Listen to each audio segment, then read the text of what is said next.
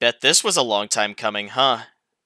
I have no excuse for why this took so long, honestly.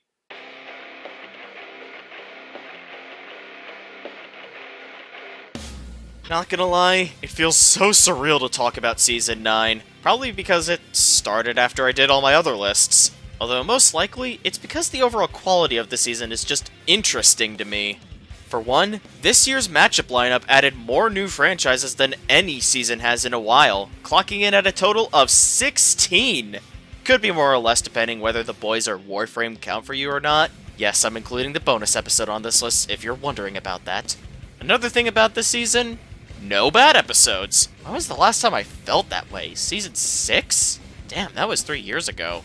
While I don't think this was anywhere near as good as Season 6, I'd probably still consider this on par with Season 8, if not better. This was also just a big year for Death Battle in general, with the new membership on YouTube, or Championship as they would call it, and some perks along with it, like the fact that we were able to vote for 2 matchups to happen in Season 10 in their Discord server, which was also opened up to champions this year. So yeah, I think I've beaten around the bush for long enough. I have a playlist linked in the description containing all the episodes in the season. Watch those if you haven't already before watching this video, then come back here if you're interested in my thoughts. Also, this is not an objective list that ranks these episodes worst to best, but an opinionated list that ranks these episodes from my least favorite to favorite. With all that out of the way, let's get started. Once upon a time, a matchup between 2 horror movie slashers was announced to be this year's Halloween episode. And how exciting it was, given that a slasher-themed episode is a first from the season. One of many, in fact. There's also the fact that Season 6, 7, and 8 had their Halloween episodes be absolutely fantastic. Surely the biggest scare won't come from the fact that it was mid, right? Oh, god damn it! So yeah, Jason Voorhees versus Michael Myers was not very good. It does start off well with the analysis. I really like how it takes place in a forest with Wiz and Boomstick talking about these characters as if they were telling ghost stories, albeit briefly deviating from the vibe as Boomstick tries to convince Wiz that Jason can teleport, which was really funny by the way. And the cast disappearing one by one with every cutaway was a neat set piece, even if it got a little predictable. Kinda like most horror movies in general, which, hey, fitting. Oh, and the editing is really good here. Not one of the show's standouts, but still really impressive stuff. And then the fight happened, or lack thereof, which I'll talk about later. For now, let's talk about something I took issue with right as the animation began. Pamela's voice does not suit her in the slightest. She sounds more like an anime character rather than someone who's supposed to be in her late 40s and has a deep and raspy voice. Thankfully, the rest of the setup I don't take issue with. It didn't need to get any deeper than Jason noticing that he isn't the only slasher in the area, and that's fine, because he can just solve that by doing what he does best, stabbing. While seeing the characters doing just that to each other is pretty cool, as is Jason throwing the girl's corpse at Michael and the switcheroo on who's getting pinned to the tree. There's a problem with all of it in the fact that everything happens so incredibly fast and the camera is so erratic that it's incredibly difficult to process what's even going on, which is not what I would imagine for this matchup. I do want to preface, however, that Devil Artemis, the sole animator for this fight, didn't really have a lot of time to work on this as he was in Hurricane Ian's warpath and needed to get out of there as soon as possible. And yeah, good call there. I would not want someone to risk their life for something that's as mundane as polishing an animation in any circumstance. Though if I'm gonna be honest, the main problem I have isn't with the overall animation quality despite what I just said about the scuffle at the beginning. The problem is with the writing. Even if the animation had all the polish in the world, we still would have gotten all the focus taken away from the fight and onto some teenager who might as well be covered in death flags. Just want to say for the record, I actually like the idea of having some helpless sap thrown into the crossfire of this battle, even if his fate was obvious as all hell. Sucks that the screen time he takes up is the reason why this is down here. Other than when he first shows up, at no point does the focus being on this guy feel at all natural. Especially since, as stated earlier, it takes the focus away from the goddamn fight we came here to see. And all I'm wanting is to just go back to it. And when it is resumed here, he's still taking up screen time. Why? Oh yeah, there's also the face he makes here being really hard to take seriously. And him falling on his ass after opening the car felt too cartoonish for this episode. Something I do like, however, despite how easy to miss it is how earlier, Michael's kitchen knife was holding Jason at the tree, but then you can see that same tree here while obvious McVictim is running, except Jason isn't even there anymore, implying that he brute forced his way off of it, letting the whole knife go through him, and I think that's cool. And then Avioso Victimiano eventually dies, and we finally get the focus back on Jason and Michael fighting, the thing we came to this video to see! And it doesn't last very long. Michael puts Jason on the back foot fairly quickly, he hears Pamela's voice again, urging him to kill Michael, and, side note, I love how the pumpkin next to her grave becomes her decaying head during her monologue. And then we see Jason land his first big hit on Michael, and he's struggling to stand. Isn't this guy supposed to be hard to kill? Isn't that one of his bigger connections with Jason? And then he gets axed in the skull and then decapitated, and then Jason splits his head in two after the fact. I won't lie, I like the kill with how many weapons were involved in the blood that spilled. What I don't like is how long we see Jason walking away. Nothing interesting to see. For 15 seconds! I get that it was supposed to make sure that everyone in the audience knows that Michael is really dead, but you know what would have been a better solution? Panning the camera so we can also see Michael's corpse, so it at least gives us something to think about! And, can we talk about how short this was? It's the only fight animation this season to not reach the 3-minute mark, and the fight we got was the machete and knife clashing and stabbing with a thrown corpse in there, Michael stabbing Jason into a tree, more stabbing after some shenanigans with Joe Victim, an axe getting thrown out of Michael's hands, tombstone on Jason's head, and then everything I had already talked about with the death. That's it. That's the extent of the Jason Voorhees versus Michael Myers that we got in this video. And, yeah, it's easily the biggest disappointment of the season. Some miscellaneous things I have yet to talk about are the voice acting for the victims being pretty good, given that they only needed to convey one emotion, that being scared shitless, and the track. Thank God it's Halloween. It does great at feeling like it came straight out of a horror film, but it also happens to be one of 3 tracks this year that are great backing-wise, but on their own, meh. Thank God it's Halloween. Thank God I've said just about everything I wanted to here. Let's move on. Forgettable episodes. They exist. Definitely happened. Yup. There's some positives and some negatives with Boba Fett vs. Predator. I have opinions on it. Surprisingly, it's a lot. To start with a negative, I don't remember the last time an analysis was this dull. Aside from the occasional funny line and the reference to Mega Man vs. Astro Boy that made me wish I were watching that right now, both rundowns ended with me retaining none of the information provided just because of how uninteresting everything sounded. And then cue fight animation. I like the setup with Fett finding himself surrounded by some of Predator's victims, and him evading 2 sneak attacks from that same Yautja, which means they must fight head-on. It starts off pretty cool as we see some of their abilities bouncing off each other, and even having Fett's jetpack taken out. Although after that, yeah, nothing really sticks out in a way that is noteworthy until Predator stabs Fett and he doesn't bleed. Yeah, every time someone gets stabbed and then no blood comes out, it looks like shit, and this is no different. Please stop doing this.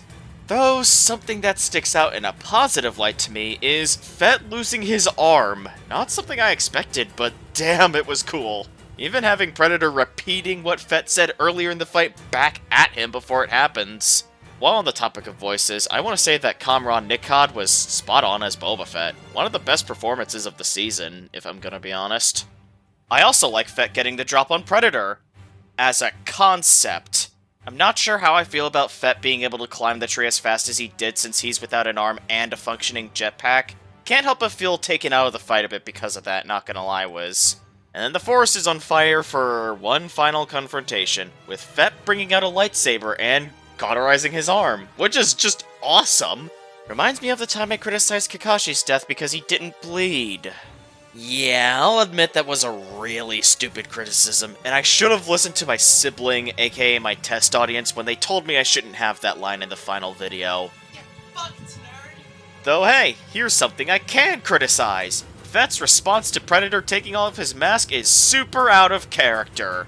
I get that "you're one ugly motherfucker" is the traditional response said by everyone who sees the Predator unmask in the movies, but it does not change the fact that it doesn't sound like anything Fett would say, especially given Star Wars' own repertoire of ugly-looking aliens. If you really needed to have that line in the episode somewhere, have Boomstick say it in the analysis. Would have livened up that boring place, and wouldn't have felt out of character either. Fett could have said something else, like how he's seen worse or something. And then we see a lightsaber and plasma scythe clash. It's whatever. But then suddenly Predator can't see Fett in the fire, which would be cool, if not for the fact that Fett's lightsaber can be seen very easily through the fire in both of the shots where we see it in infrared vision. And it never gets turned off either. The Predator's just being an uncharacteristic idiot by not delivering the killing blow, and letting Fett get not one, but 2 surprise hits on him. The first one has Fett popping out of existence randomly, and the second one... Okay, in the storyboard, it looks like this. Here it doesn't look like it did much, and hardly justifies the use of the self-destruct wristband, which Predators only use if they're fatally wounded and about to die anyway. Plus, it's mainly used as a means to destroy all evidence of their existence, not as a means to desperately kill their foe. So, like, what is this? Oh, and the explosion isn't even the right color. Predator explosions are blue, not orange. How did they get the color of the flames correct, but not the explosion? What? Oh yeah, the gambit fails, and Fett walks away triumphantly with his severed arm. Pretty neat, though I can't help but feel that this is the worst death in the season. Oh, and the conclusion feels like it was meant for a different altercation between Fett and Predator, because it feels like it's contradicted by the stuff in the fight. So much emphasis on how Fett's jetpack is a huge advantage, but it gets taken out within the first minute with ease. Like, sneak peek early. The epicenter of the self-destruct would be enough to kill Fett. We never see him walk away, and when we do, he's not that far from where the epicenter was. It's reasonable to assume that Fett actually did tank that explosion point blank. Yeah, the more I think about this one, the more I feel it was underwhelming. Especially since it was supposed to be this year's mid-season finale. Also, the track was a thing. If it bleeds, definitely sounds like something out of either Star Wars or Predator. It is certainly alright. Much like the episode I already forgot about. Actually, come to think of it, what did I spend the last 5 minutes talking about anyway? I don't know. Sounds like my cue to just move on to the next segment. Anyone remember the time in the Season 8 video where I talked about the Blender team and said this? Give them a matchup that focuses on hand-to-hand choreography, and chances are, it's landing on the 3rd lowest position on my list. While that still seems to be the case, there is still an improvement here. And this is where I say that I wish I thought James Bond vs. John Wick was good overall. There's some good elements here, but there's plenty of things holding it back. To start, the analysis. It did get me interested in James Bond at the beginning. Well, at least up until they bring up his sex life, and I immediately groaned. There are 5 different times where they bring up how often Bond has sex, and most of them were unnecessary as all hell. And good god, I think I'm starting to miss the Boomstick's dad jokes in Zuko vs. Todoroki. With how often they bring up the fucking, it makes the analysis feel like it drags on, and just get to Wick's rundown already, please! They eventually talk about John Wick, and his analysis is about as long as Bond's, but because Boomstick isn't obsessing over something groan-worthy, it's actually entertaining, and possibly maintained an interest in Wick's films. Then we get to the cutaway gags, and I know this is specifically a me thing, but I cannot stand the sound of pen clicking. Press it once, sure, you need to do that to use it. Press it again after you're done using it, yeah, conserve the ink on the pen.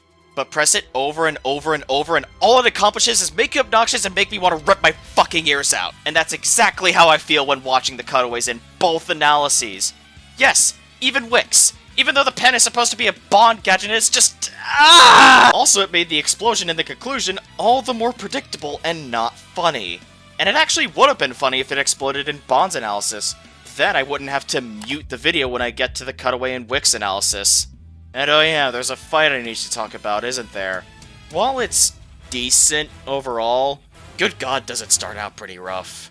Bond walking to the bar looks like ass. He gets off the elevator fine, but then it looks like he unnaturally slides into being on Wick's right, and Bond's model clashes pretty badly with Wick's.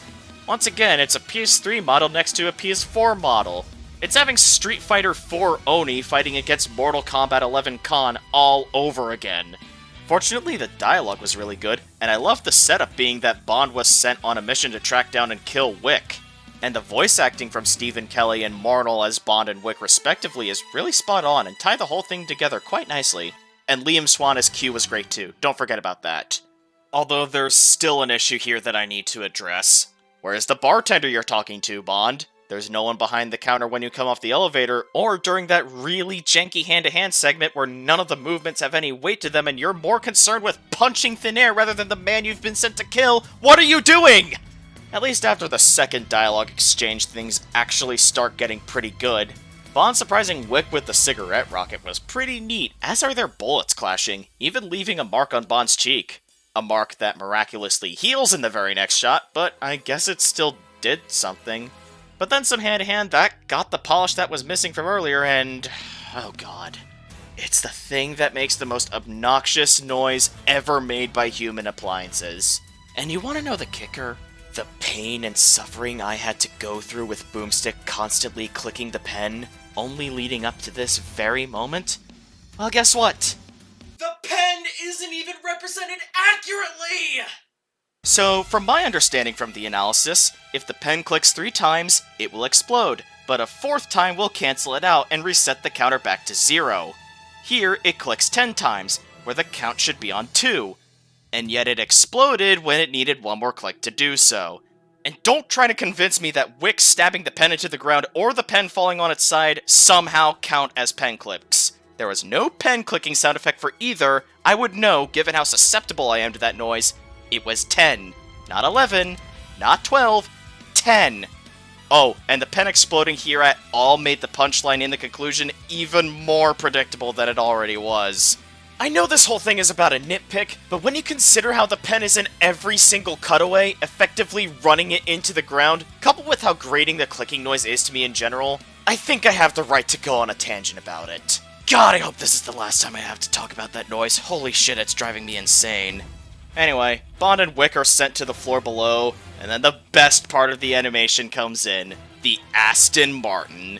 What I really love about it is how after Wick shoots the device controlling the thing, it starts going haywire, spinning in circles, shooting everywhere.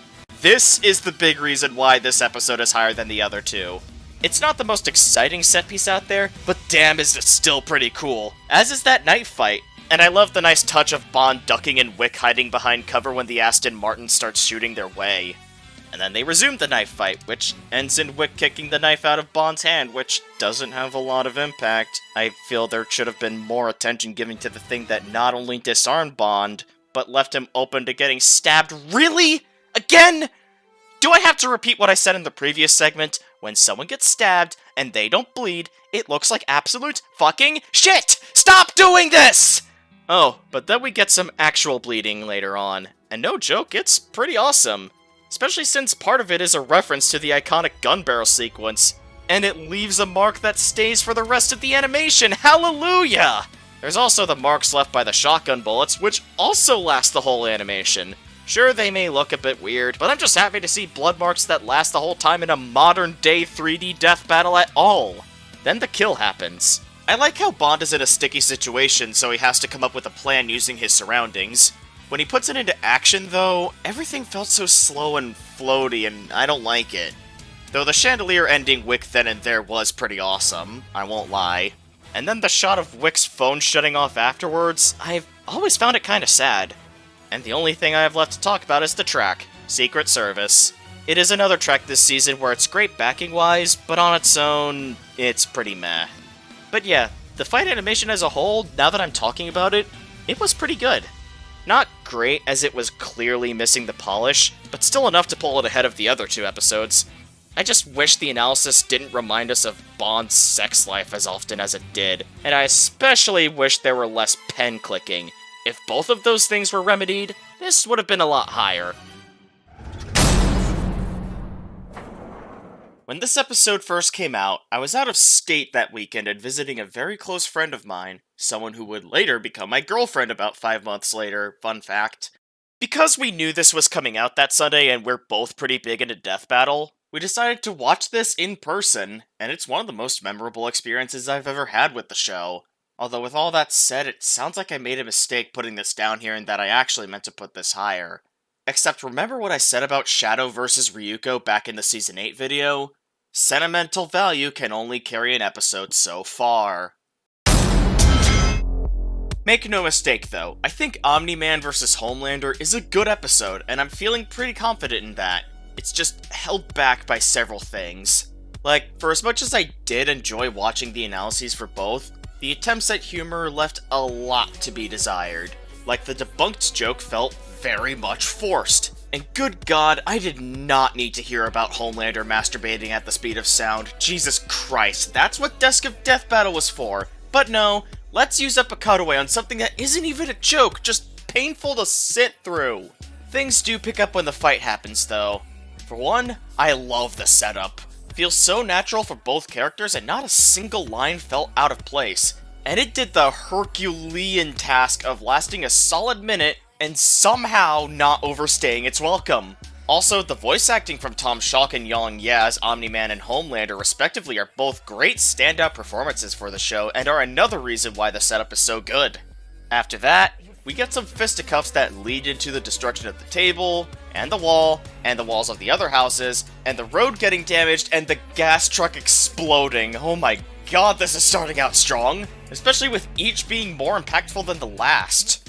And then Omni-Man tries doing a repeat of the train scene from his own show, but with a plane instead, which Homelander destroys without hesitation like he did in his show. Really great callback to both Invincible and The Boys.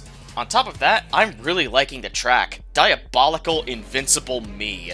I love how evil this sounds, as it fits the vibes of these two like a glove, especially with the lyrics. On top of that, I've always found the cover art pretty intimidating, which also fits these characters quite nicely. Speaking of characters, I like the part where Omni-Man tells Homelander how to punch someone his own size as he punches him in the nose, starting the bloodshed this fight was hyped up to contain so much of.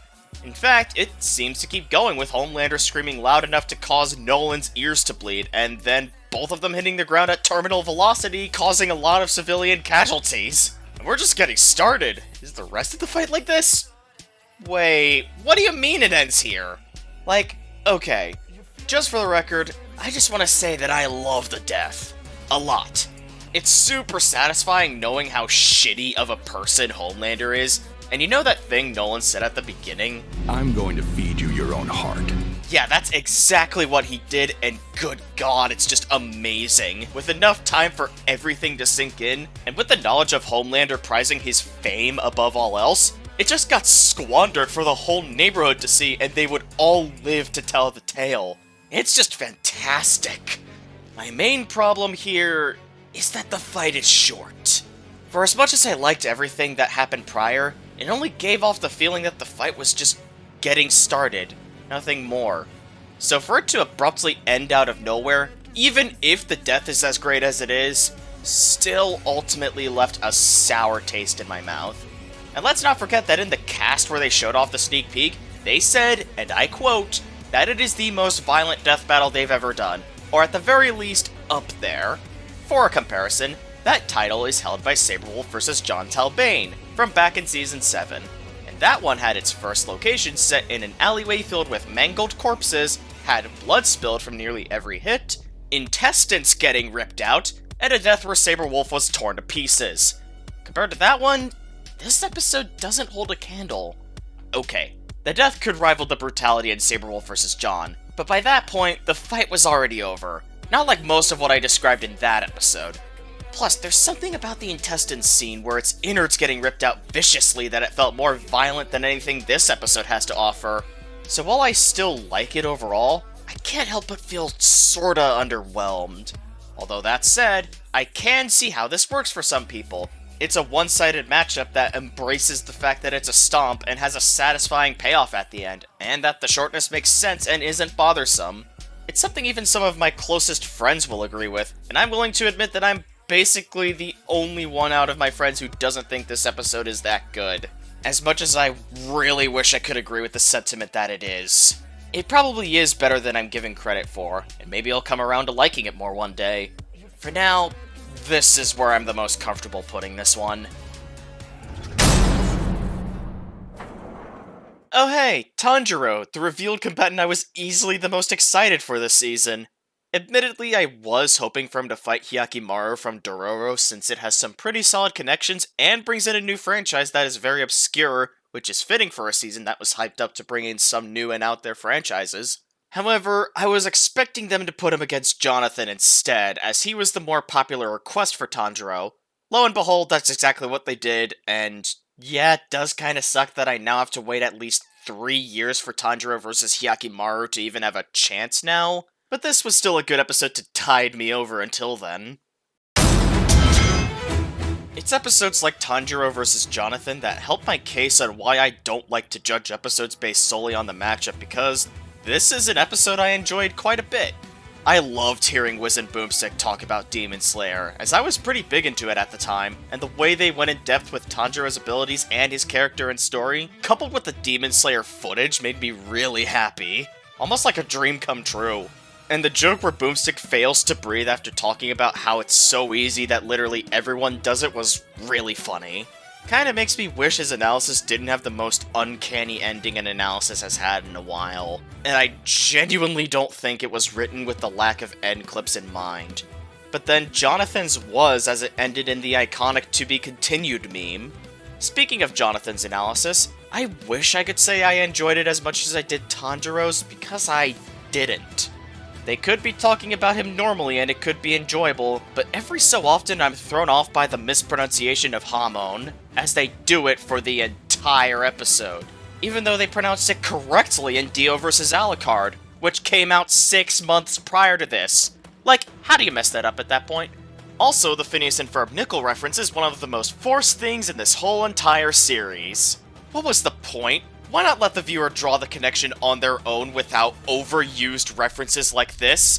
Like you've been doing for the past 157 episodes? Oh, and the other attempts at humor fell pretty flat too. See Boomstick randomly going, "Is the ripple his dick? Har har har," for example. The fight does pick up the slack though. For one, I really like the setup because of how in character it feels for both, as Jonathan is a kind-hearted soul who wants to rid the land of demons, and Tanjiro just wants to protect Nezuko, as she is his sister. At that point, the setup writes itself. Plus, it's made better from the voice acting from Zach Maher and Benji Buckley as Tanjiro and Jonathan respectively being really well done. The former even sounded spot on for Zach Aguilar, and the latter did a good impression of Johnny Young Bosch, though in some parts he sounded a bit like Zeke from Xenoblade Chronicles 2 for some reason. While the setup is all well and good, Nezuko running away twice is weird. I get it's to hammer in the point that she's out of the fight range, but only showing it once was enough. Plus, we don't even see her again until the end, so what was the point of animating it twice anyway? Then the fight happens, and we get some pretty decent sword combat, and then we see Tanjiro using water breathing, and oh my god, it looked just as amazing as I was hoping it would. It was very brief, but I loved seeing it. I wish I could say the same about the flowing dance, however. It's static, stiff, and actually distracts from the action way more than it adds. Plus, the animation here looks like Tanjiro's quickly putting up banners rather than flowing water. Not to mention, he didn't say third form flowing dance, which also made the attack feel empty given how he always said the names of his attacks in the actual show. And the storyboard. Of course, we still have to get to Hinokami Kagura, which, when it came out, it ended up just being basic fire effects half the time, which I certainly get time restraints, but it was still a letdown. Because even it looked amazing when it's animated like it is in the show. Even outside of the attacks, the hand-drawn stuff is just great. Special credit goes to Tanjiro's vision of Jonathan's insides. And speaking of Jonathan, I love the scream he did for the Scarlet Overdrive. Though it also begs the question, Why did Jonathan get to scream the names of his overdrive attacks, but Tanjiro never got to say the names of his attacks other than the beginning? It's something that's always bothered me on repeat watches, and I never got an understanding for it. I am happy he commented on his opening thread, however. And yeah, I believe it made that part even more hype than it already was. Especially with him seemingly going for Jonathan's neck with the Dragon Sun Halo head dance afterwards, which turned out to be a feint as he went for the Sunflower Thrust to the chest instead. And coupled with the JoJo-style color palette change, good lord, I'm on the edge of my seat right now. And then there's the reveal that Tanjiro was 2 inches away from his lungs, which I think was a really good way of showing that Jonathan was faster than him. And it just feels like a very JoJo thing in general. What I don't care for was, well, quite frankly, I had no idea what's going on here since everything was going too fast for me to keep up with. I understand now that it's Jonathan's hormone breathing causing Tanjiro to get zapped by his own sword and then he just got blown away. But with how quickly it all happens as it hard cuts to Jonathan doing the Sunlight Yellow Overdrive, it is borderline impossible to process what's really going on first viewing. The Sunlight Yellow Overdrive was a pretty hype scene in and of itself though, as the scream is amazing, the camera angles were dynamic, the sound design brought the impact, and another color palette change to top it all off. And now we get to the emotional moment. Tanjiro says that Nezuko, the demon Jonathan thought was evil, was his sister. And then, we get a very emotional scene where Jonathan thinks about what his dying adversary just said in relation to what he had just done. Just kidding! We skip straight to him crying because forget pacing, am I right? I get that it was to replicate JoJo's sad scenes, but all that tells me is that JoJo has bad pacing issues with its sad scenes too. There are times where it's good to be faithful to the original source material, but this is a time where I feel they shouldn't have been. I do like what happens afterwards, with Jonathan swearing to protect Nezuko since Tanjiro really can't anymore, and shuts his heart off so he doesn't have to suffer before he inevitably dies. If any part of this was emotional, it was that. As is Nezuko seemingly refusing Jonathan's help. Like, damn, they really wanted to make this a sad ending! All they really needed to do was fix the pacing problems with Jonathan crying and it would have worked 100%. And then there's the track tying this whole thing together nicely. Breathless Blades was a really good track backing-wise, for the setup, the intensity of the fight, the ending, all of it. It's pretty solid, even if it doesn't have as much Demon Slayer influence as I would have liked, especially in comparison to how much JoJo influence is there. So overall, this was a good episode. I really liked it. The fact that this is my least favorite Sprite episode of the season really goes to show how on their game the Sprite team was this year. Well, I guess this isn't a Storms of Light list if there isn't a hot take somewhere on it. Yeah, let's just say I'm a bit excited about the reactions to this one. I swear I don't do this on purpose. SpongeBob vs. Super Friends Aquaman may have been significantly overhyped, but damn did I still have a good time with it. Despite its issues, the analysis was pretty good. Hearing Wiz and Boomstick talk about SpongeBob was amusing to say the least, and the direction they went with the whole thing was something I liked. On paper.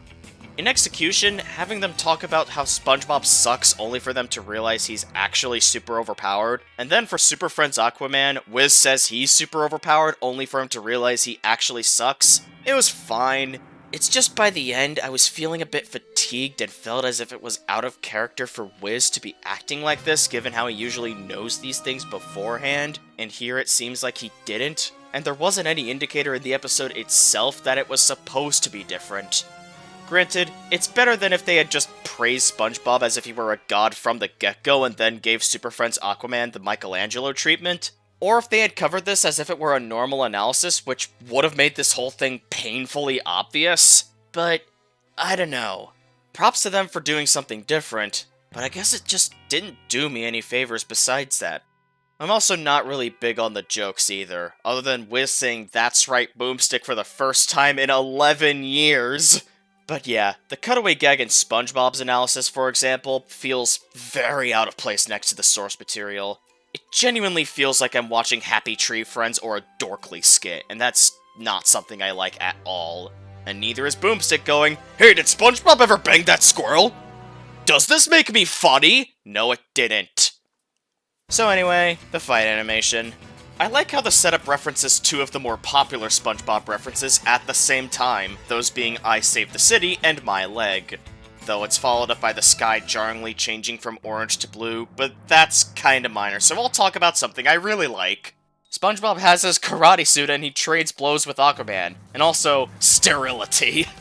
I also like how Aquaman tries to telepathically issue commands to SpongeBob, thinking that would work, only for him to get fucked by a bubble torpedo. It was pretty funny. And the realization that Aquaman was also telling some eels to bite SpongeBob and electrocute him was also pretty cool. And hey, it led to this wonderful piece of art. Hang it up in the same museum as those pictures of Rock Lee and Sora, please. Though, something I want to say about SpongeBob absorbing the entire ocean. Aquaman is seen flying towards SpongeBob, presumably being sucked in alongside the ocean, but then in the next shot he's outside the city, like, what? Consistency? I mean, hey, still better than however the hell this screen portal thingy got here. Seriously, what is it? Why is it here? What made it decide to show Aquaman a whole bunch of versions of himself that are better than him?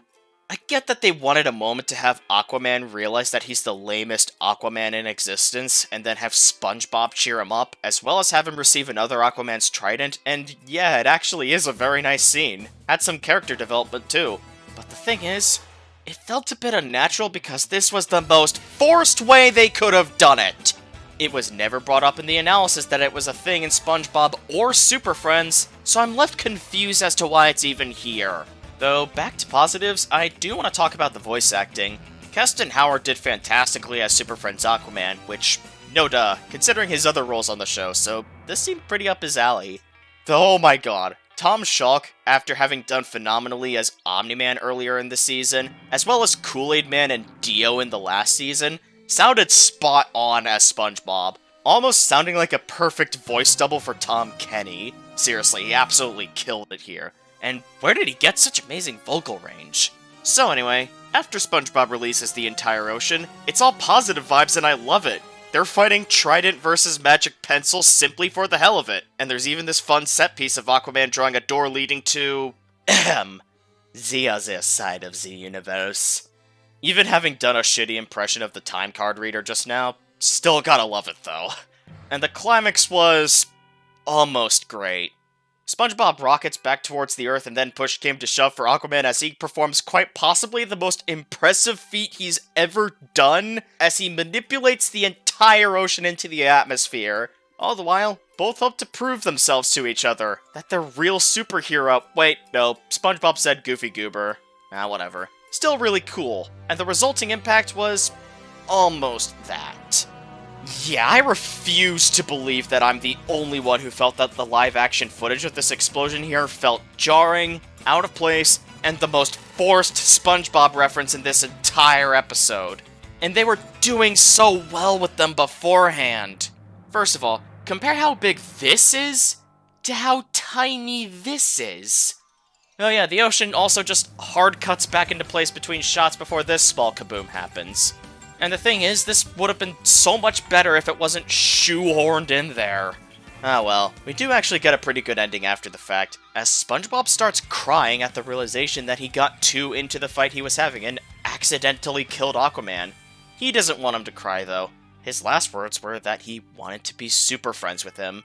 Yeah, you see that, Tanjiro versus Jonathan? This is a truly emotional ending. No pacing issues, no... Actually, wait, that was the only issue I had with that one. Hold on a moment. But yeah, this actually had me feel somber for a moment. Especially with SpongeBob drawing Aquaman a grave, getting his name rolling and all. Like he's been doing for the entire animation. And, side note, it was a fun gag. And this was a nice way to end it. Speaking of nice things, Ocean Man was really good as a backing track, and the instrumentation made it sound fitting for both characters. What isn't quite nice is that it rounds out this season's trilogy of songs that are great backing-wise, but meh on their own. Oh yeah, the conclusion pokes fun at the close fight statement they've been relentlessly made fun of for, and it was pretty funny. But then they start calling SpongeBob our god at the end, and oh god, just end this bit and go back to normal already, please, I'm so tired of it already. So yeah, those are my thoughts. It's a good episode, just not great. Though it seems I'm in the minority on that because the consensus is that this is the best episode in the season. I am happy for you if you are part of that consensus. I just have my own preferences for the top spot. Over the course of the 12 years and counting Death Battle has been around for, they've done matchups involving characters from all sorts of different mediums. Movies, video games, comic books, regular books, anime, cartoons, you name it. There's a really good variety of different series from several mediums that have been featured on the show as a result. However, they have never taken characters straight from mythology before, and I wonder if anyone actually saw this one even happening in the first place. Certainly caught me off guard, that's for sure. When Hercules vs. Sun Wukong was announced, I found myself questioning reality initially. In a good way, of course. In fact, sometime later, I found myself pretty excited to see how this would turn out, given how, like I said earlier, this was their first time tackling mythology on the show. For starters, I really liked the analysis the whole way through. No instance of Boomstick shoehorning in an unfunny joke or obsessing over something cringeworthy, just an uninterrupted, good old-fashioned fun time. Okay, maybe there's a point to be made with the boob sprinkler joke, but at least that's actually a part of Heracles' story, and it's not shoved into our faces. And maybe there's the jarring lack of sound effects for Boomstick enlarging the weight Dummy's carrying, or Wiz spraying scorpion poison onto Boomstick's face, but I'll happily take that over an unfunny juvenile sex joke. Plus, the bit with the scorpion poison is actually funny. Just Boomstick pretending that pain is only in the mind and that he's absent from the mind, only for him to realize he's not quite zen enough for that. It's just funny to me. And then the fight. To start, I love the inclusion of the narrator, truly making this fight feel like it's an old story passed through time. Coupled with the voice acting from Blythe Mellon and Alex Mai as Hercules and Sun respectively being fantastic and on point. Not to mention the use of the scroll as the setting, right down to Sun interacting with it at one point. It's really good. The fact that it isn't an Unreal background allowed it, and by extension the fight, to really set themselves apart from what we get modern day. I still love the Unreal backgrounds a lot, don't get me wrong, but the fact that they tried something different here and it looks just as amazing as the Unreal backgrounds makes me appreciate this one a lot. The worst of it is just the zoom in here looking a bit jank, and that's basically nothing, honestly. But everything I had just praised would mean nothing if the fight doesn't have anything to show for itself. And thankfully, that isn't the case. It starts off about how I expected, with some good old clashing between their weapons, and Sun even breaks Herc's sword at one point. Then after the scroll interaction is when we get some crazy abilities thrown out. Like Heracles' arrows dipped in Hydra Poison, and Sun's cloning. And might I add, it is a very solid sequence. Sun is clearly having a lot of fun, and Herc firing all the arrows feels so frantic, and it's just a good time. Herc doesn't seem to be having any of it, though. Sun's clones shapeshifting into snakes to constrict him was clearly the tipping point for him, just based on the fact that he called him a demon and rattled most of the clones to death. Honestly, the characterization makes for a very interesting dynamic where one character is serious the whole time while the other is a goofball. It's part of why I love episodes like Deadpool vs. Deathstroke or Cable vs. Booster Gold so much. But yeah, the fight gets taken to the forest, and right off the bat, I just want to say that I love the comedic timing for the narrator citing that Sun might lose his head, and then Herc smashes his head to bits immediately after. It's just great. And also, Multiple heads. Of course. yeah, the three-headed Sun fight was neat, though I'm of the opinion that it got immediately surpassed by Sun's staff growing giant and crushing Heracles, only for him to lift it and throw it off the ground effortlessly. They clash staff versus fist, and then their ethereal selves start fighting. Outside the scroll, no less. Even if it was just for one clash, it's still a concept I really love. Coupled with both of them using the powers of the heavens they hail from to use their strongest attacks, it's all really cool. But why did the end result have to suck? My first time watching, I couldn't tell what's going on. I saw Herc, Sun's staff, and then the narrator came in and said, "The Monkey King emerged victorious," before we saw how the clash between the Earthbound selves ended, and I was like, what? I can see now that the staff actually split ethereal Heracles in half, because I saw it in the storyboard and it was clear as day there. Here there's just so much glowing on screen that it just made things impossible to comprehend on first viewing, and I wonder if a death scream from Heracles would have made things easier to understand. Although I do like the note the narrator ends on, wrapping this whole thing in a nice little bow. coupled with the music, and I just want to say, I really love Hero's Journey, as both a backing track and as a solo track. It's an orchestral piece that uses both Greek instruments and Chinese instruments to reference both cultures, and it came together to make a beautiful piece of music. So yeah, I really like this one. It's hard to answer why I didn't end up loving this one, and why this isn't higher in general. I guess it just didn't have what other episodes have. Still, if they did another mythology-themed episode, I'd be on board if it ends up being as good as this, if not even better. I've seen a few magic shows when I was very little, and I found them all very fascinating, and wondered how the tricks were even done. So a death battle animation taking place during a magic show made me very happy. And let's just say it eclipses every magic show I've seen in the past, and ever will see in the future. So what makes Scarlet Witch vs. Zatanna so great? Well, for starters, I really enjoyed the analysis. I remembered my first time watching this, I was flabbergasted by all the stuff Wanda could do, and same with Zatanna. Jocelyn's inclusion was pretty neat too, especially hearing her talk about the House of M.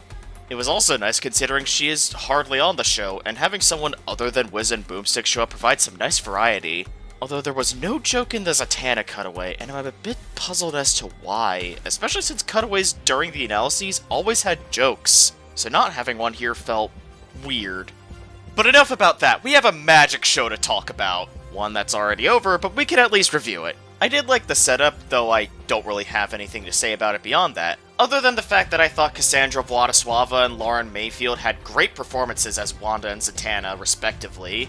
So anyway, the fight itself. The beginning has this fun bit of dialogue where Zatanna tries to act like everything that's currently happening is intentional all along, guys! On top of being a really good showcasing of just how much these two can really do. However, it's also immediately followed up by the segment where a few Marvel and DC characters are duking it out. Or rather, projections of them. They're not actually here. Still, it's a joy to sit through, and the fact that it starts with a Superman sucker punch, gotta love it. Then we get to some of the cooler stuff, like the stage curtains turning into Wanda's headpiece and the reveal that she's grown giant afterwards, both being pretty intimidating. Coupled with what she says about the difference between her and Zatanna being power. But what's even better is the way Zatanna responds. Wanda may think the difference is power, but the way she sees it, it's presentation. As she boldly demonstrates by reaching her hand out of the aspect ratio and causing the screen to go static. Holy shit, that is cool. It's also something my girlfriend and I like to reference every now and again, so points for that too. Oh, and it leads into what I can only describe as the multiverse. Effectively giving this the largest scale of destruction in any death battle animation, but it's also a setting that fits the magical theme of this matchup quite nicely. Besides, Zatanna juggling universes and tossing them at Wanda is just fun. And because we're getting out-reversal, Wanda loses her sanity, and Jesus Christ, that scream is haunting and I love it. And that explosion along with it had so much impact. I've seen a few people criticize this by saying that it happens too quickly, but it's also the kind of thing that isn't created equal for everyone, and the amount of time it takes for one to lose their sanity can vary case by case. So let's not try to set a standard for what it should be, please and thanks. So anyway, I love the no more sound scream from Wanda, as well as the amazing attention to detail where all the sound is muffled afterwards and how Zatanna teleporting away doesn't even have a sound effect. It's great, and so is the killing blow. Wanda hearing no more witches in her head, and then getting trapped in a box while Zatanna cuts it in half and Wanda along with it. No magic trickery to save her, what you saw was what you got, and it's beautiful. Though, while I really like the animation for Zatanna reappearing on stage, I'm not sure why the audience would be clapping because, well, she teleported a bisected corpse to the stage! I sure as hell wouldn't be clapping at that, and neither would any sensible person! I know they wanted to end the animation on a high note, but the way it was done here felt a bit weird. Still, I had a really good time with this one. You could argue there was some missed potential, seeing as they admittedly barely scratched the surface on just how many abilities these two are capable of doing, but with what they have chosen to do, it kept me thoroughly entertained throughout, so I can't complain. Plus, the song's great as well. Spellaholic Synonymous fits the vibe of this matchup perfectly, in the sense that it has a magical vibe to it, and it's a very nice listen as a backing track and on its own. even if it has these weird moments of nothing that go on for too long and only made sense to be that long in the fight. I wish they were shortened in its standalone release, because when it's a coherent melody, it's really good. It's just the 2 moments of nothing that just drag on. So anyway, this was a fantastic magic show that I'm happy I was able to attend and relive for this video. Just not enough to get to the single-digit placements, however. When I first saw this, I pictured this being a lot higher, but then it ended up down here. Huh. Guess it goes to show how good this season is. Black Adam vs. Apocalypse was really great in a lot of ways. Starting with the analysis, it made Black Adam seem like an interesting character, and the jokes were pretty good, most notably everything surrounding Boomstick and his Shazoo stick. I enjoyed Apocalypse's rundown too, though not as much since the jokes weren't really noteworthy or memorable, other than the beak joke, which I found unfunny in Korra vs. Storm, and it's still unfunny here. So anyway, fight animation. I love how it starts off with comic book panels, and makes me think about how none of the other comic book episodes did this, and that it's a bit surprising in hindsight that it took this long for them to do it. Something else immediately apparent is how good the city of Kahndaq looks. It's not my favorite set, but with how much there is going on and how detailed all of it is, yeah, it's absolutely up there. Makes me think I should live in it. Wait, no, it's under attack by Apocalypse. Never mind. Well, at least Black Adam's making an attempt to save it. Real talk though, I really love the way the fight was set up.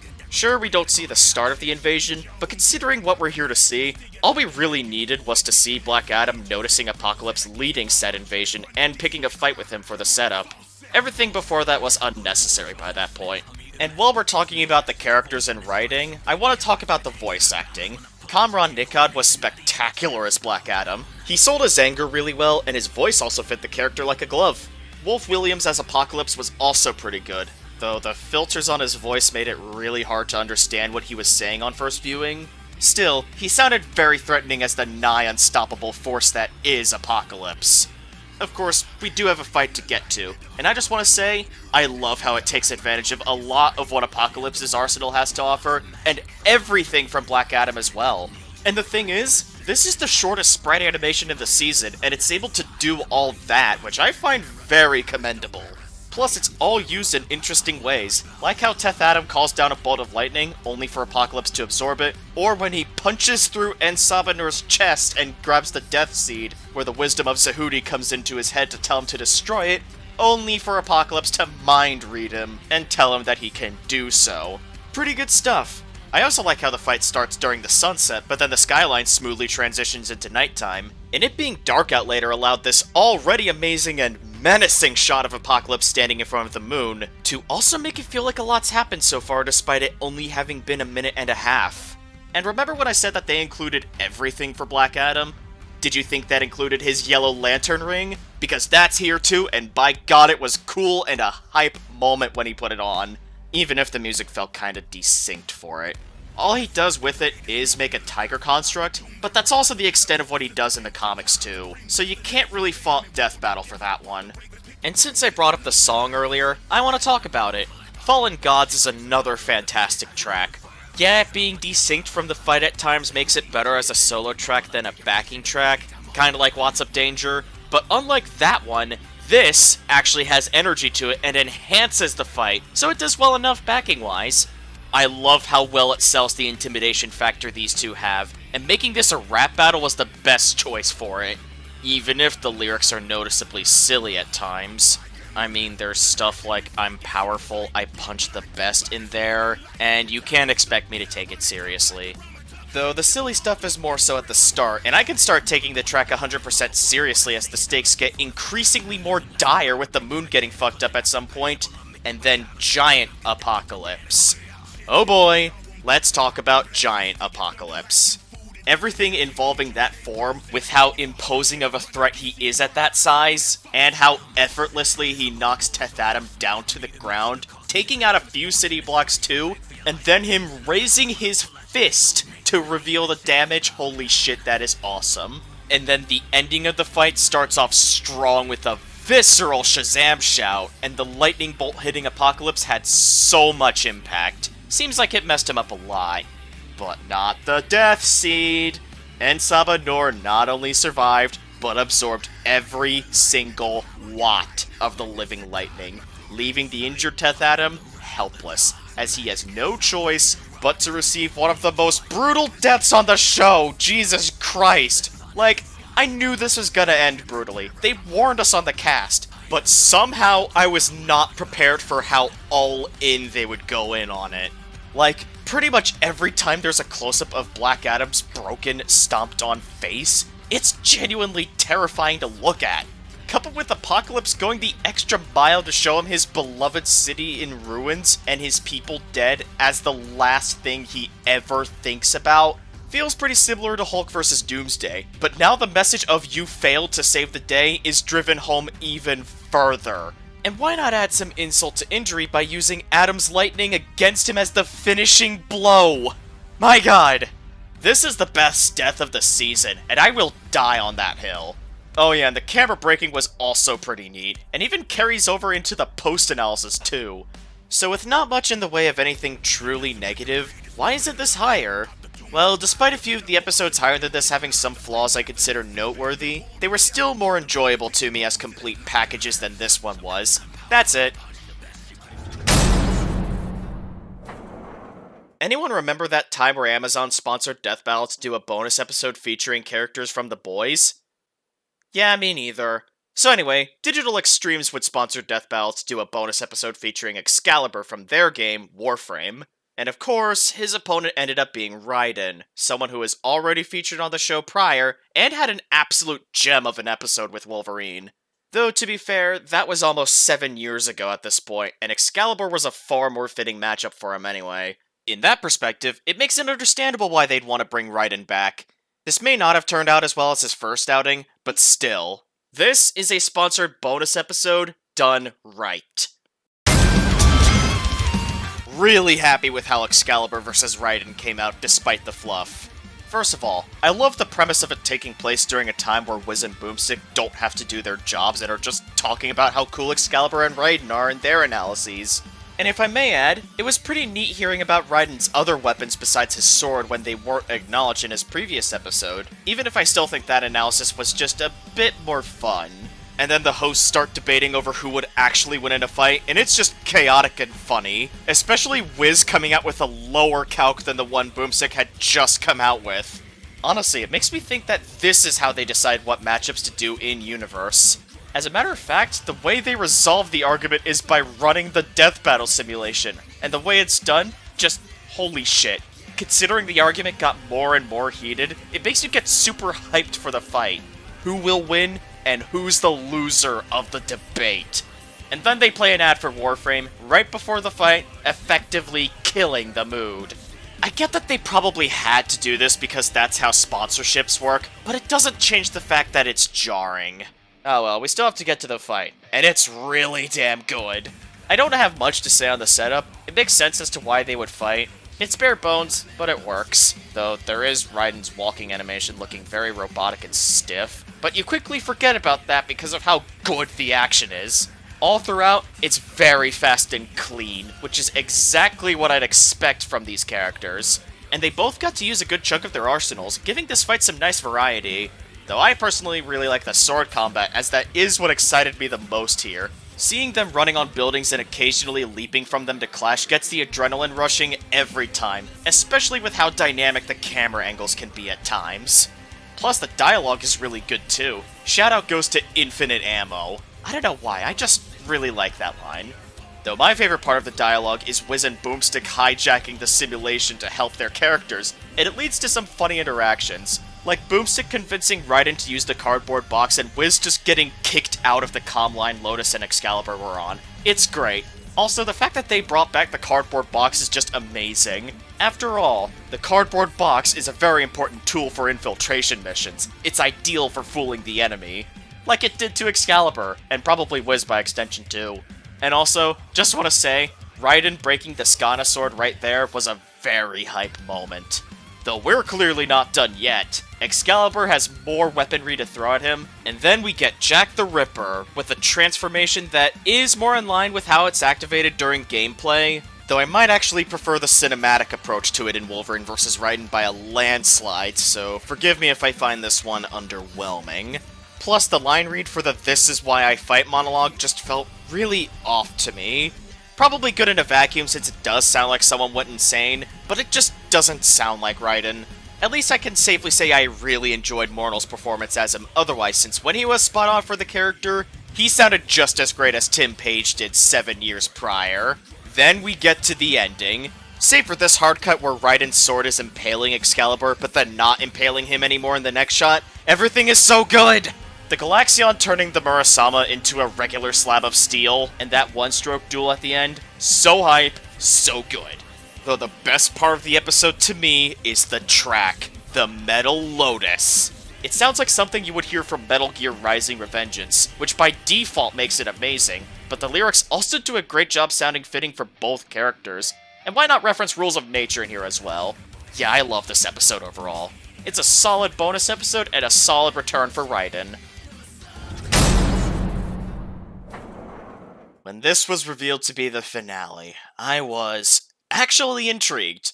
Despite this being a same series matchup and the third Dragon Ball episode this year, I wasn't foaming at the mouth due to how supposedly awful of an idea this was. I was more interested in how amazing this would be, seeing as Dragon Ball episodes, more often than not, tend to be really, really good. In the running for the best track record of the series, in fact. Plus, the finales from seasons 4 through 8 have been really amazing, and this could follow suit.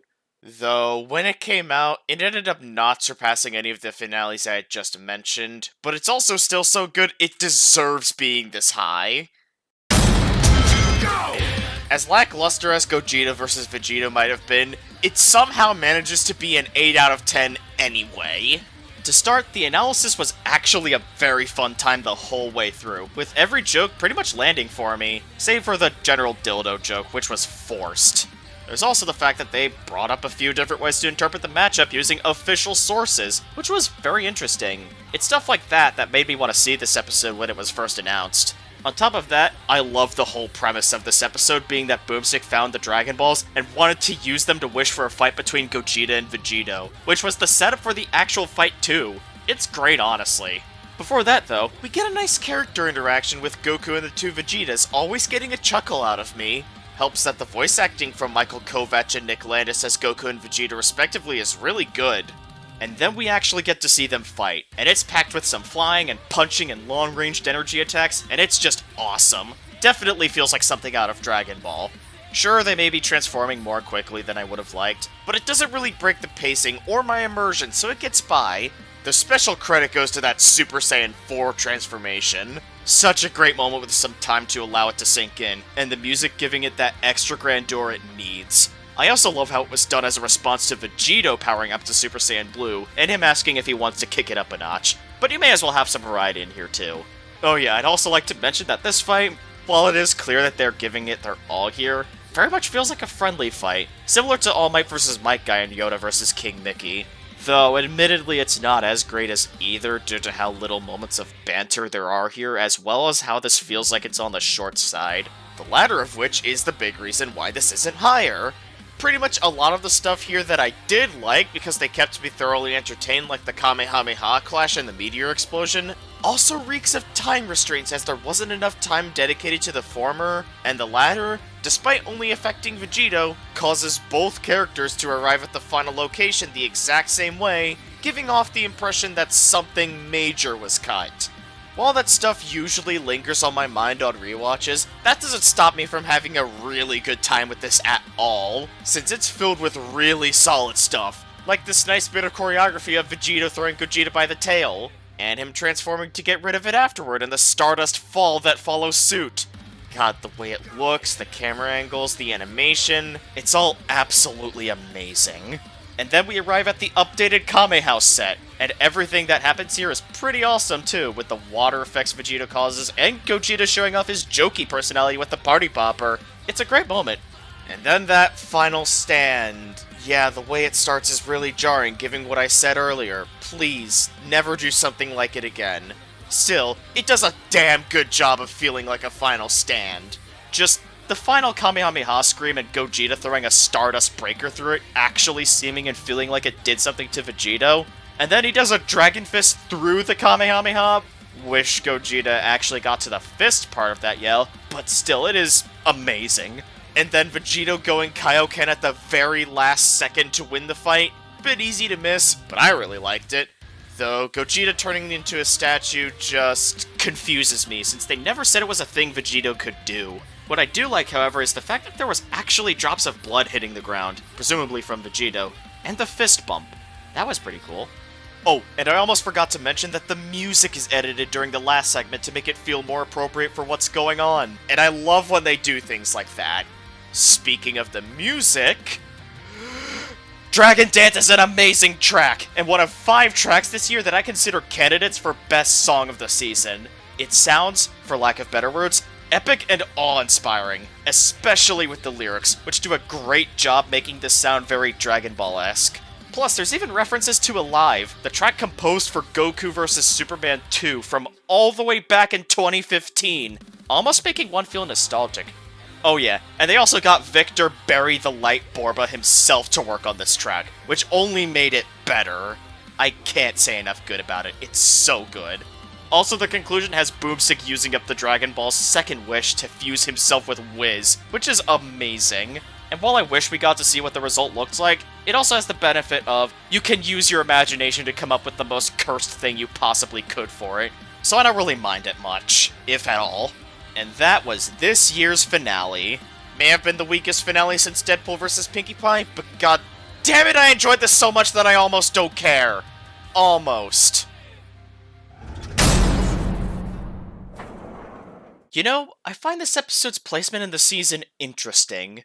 We had just gotten an episode with SpongeBob in it, followed by a battle between slashers, followed by a high fantasy-themed matchup that I realize I have yet to talk about.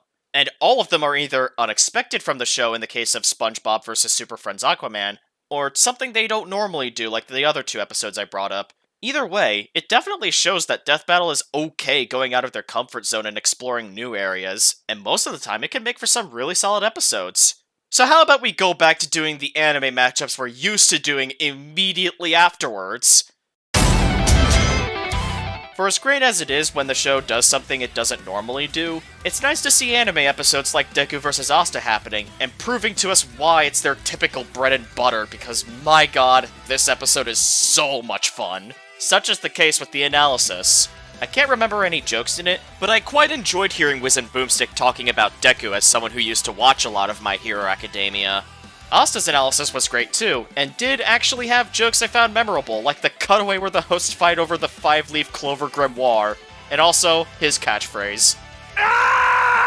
Though it's kinda balanced out by Boomstick's whole thing about stuffing nerds in lockers, which I didn't care for. Wasn't funny even when it was done only once in Miles vs. Static, why would it be any better here? Still, I could safely say that I had a lot of fun with these rundowns, and the fight absolutely keeps up the pace. For starters, I love the setting for this being a tournament, and the characters' entrances show off their characteristics really well. As far as voice acting goes, I think Michael Kovac sounded really good as Asta, with all his screams having a lot of impact, as he really should with a character that screams a lot like Asta. As for Deku, I can't quite get behind Jose Estrada's performance for him. The inflections sound off and his voice cracks a lot. It does get better later on, but it's probably one of the weakest performances we've had in a while. But back to positives, the fight starts out strong with some super fast-paced action that's fun to watch, and I got a chuckle hearing Asta comparing Deku to Luck from his show, seeing as they have very similar fighting styles where they jump from wall to wall while on the offense, and also the fact that they're both officially voiced by Justin Briner, don't think I forgot about that. On top of that, the sprite rigging is really damn good, probably some of the best in the series if you ask me. And while we're talking about these two showing off their character while fighting, I really like Deku questioning why Asta's sword didn't cut him at all, as well as him trying to strategize within the smoke screen, only for Asta to find him using key sensing, but Deku's danger sense has him covered. Oh yeah, did I mention there's great uses of their abilities bouncing off each other as well? We then get this super dynamic shot of the Black Whip, which, yeah, it bothers me that it isn't colored correctly, but is it strange that I actually kinda like how it looks nonetheless? Maybe it's an objective flaw, but it's one I can't help but feel impartial towards. Especially since I stop thinking about it whenever I get to the part where Asta is legitimately shocked by the fact that Deku's Black Whip isn't magic. It's yet another good character moment. What I don't care for is Deku spamming Detroit Smash with his voice cracking one too many times. Though I do like how immediately afterwards, we see that Deku's disarming tactics were useless, as anything he could steal can just float back towards Asta. Really all it did was agitate him, and get him to wonder what the hell a Detroit is, which got a laugh out of me on first viewing, but that didn't distract at all from how chilling his Unite form reveal was. And also, hit me with all you've got, because I'm never going down! This right here is the best part of the whole fight. With how much impact this clash had and how fast everything is from here on out, with them clashing at blitzing speeds, seemingly holding nothing back, you almost forget there was a hard cut after the first initial clash because it's just incredible. Eventually, Deku ends up being the one tumbling down, and this is where the final clash happens, and holy shit, it's amazing. There's even an All Might vs. Might Guy reference here, with some fantastic imagery going on here too. How could you not love it? After the clash, I'm a bit confused as to what's going on. They clash in the air, but the effects look like they both fell to the ground, but then they're up in the air again, as seen with Asta falling and Deku still in the air. I do want to mention I like how Deku dies. He's clearly taken so much and his arm is broken, but he thinks he's won, so it's a happy death. I don't care for what Asta does afterwards, to make sure he's dead and in a Peter Griffin pose, but can't Ki sensing tell him that he was already dead? Plus, even if he's hot-headed, this also feels very out of character for someone who's supposed to be heroic like Asta. Not the worst character assassination I've seen, but still. At least we have everything else in this fight that felt very in character, and I'm not about to discredit that because of one single moment that I honestly find rather inoffensive in comparison. It also calls into question what kind of tournament this really is and why Deku, Asta, and apparently Hercule Satan are participating in it in the first place. Though is it strange that I don't really care about that flaw too much? The reasoning for that could either be that the fight itself is too good for me to care about it in the first place, or maybe it's the internal feeling that there's some good explanation as to why the setting is what it is that I might not be considering. Or maybe it's all drowned out by the fight track living rent-free in my head due to how good it is. Strongest Alive has very similar vibes to Mighty in that it feels hopeful and inspiring, and that's why it's my second candidate for best track of the season. Hell, it also goes as far as to reference it with some of the lyrics, and it also does this with Marvel for All, a fan commission track that happens to involve Deku. It's not all My Hero Academia influence, though. I can hear Black Clover in the instruments, too. The whole thing also does great in capturing the natures of these two, so it fits this matchup like a glove. I don't care what anyone says, I love this episode so much. It's safe to say that I'll enjoy going back to this one for years to come. To go back to the Season 8 video, remember when I said that I was hoping that this episode would be as amazing as Yoda vs. King Mickey, if not even better? Well, seeing as we're in the top 5 now, I think I can say I've got some good news for ya. Harley Quinn vs. Jinx is easily my second favorite season premiere in the series, only beaten out by the seemingly untouchable Dante vs. Bayonetta, and it is criminal that I see this getting slept on, even by some who also consider this a fantastic episode. Sure, it may have gotten overshadowed by like 4 other episodes this season, but the impact it had on me isn't going away anytime soon. I really love the analysis for one. Harley's rundown has the best editing of this entire season. It's not quite Lex vs. Doom good, but it is up there. On top of that, the jokes here were funny as hell. Wiz saying we live in a society, the jab at Jared Leto, and pretty much everything involving Ringmaster. I like it for the same reason why I liked Jocelyn's appearance in Scarlet Witch vs. Zatanna. It's nice to have someone hardly on the main show on it, provide some nice variety in terms of who's actually talking about the characters rather than leaving it to just Wiz and Boomstick, and what's nice about Ringmaster in particular is that it's nice to see the character trait of him being a League of Legends player, and the interactions he has with Boomstick about it. Though we still have a fight to talk about, don't we? To start, this is the most beautiful set they've ever used, full stop. It's very bright and colorful, on top of looking very run down, and being a carnival meant that everything you can look at here is pure eye candy, and I'm all here for it. Is it any wonder why they decided to make wallpapers for this fight? When you also consider how good the models and effects look, helping to make this the most beautiful fight of the season, yeah, I'd say it's deserved. And the fight itself is just great. It has some fun moments of choreography, like the cork ricocheting off of a few objects before exploding behind Jinx. And on top of that, it's oozing with character from start to finish, with both of them having a very fun time and being overall crazy, and it's a joy to watch. And it's made better from the amazing performances from Felicia Valenti and Elsie Lovelock as Harley and Jinx, respectively. My favorite bit of banter is Jinx talking as Fishbones to assist Harley in dodging one of her attacks, and then after Harley reprimands it, she goes out of her way to make it look sad. That's just gold. Another fun bit of character I like is Jinx agreeing to light Harley's dynamite and letting her stick it in her mouth and actively choosing to keep it there before forcing Harley to take it back right before it explodes.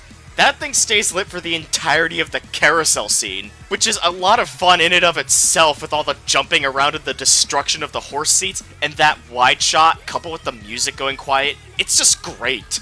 And speaking of the music, Mad Laugh Riot is a stellar track.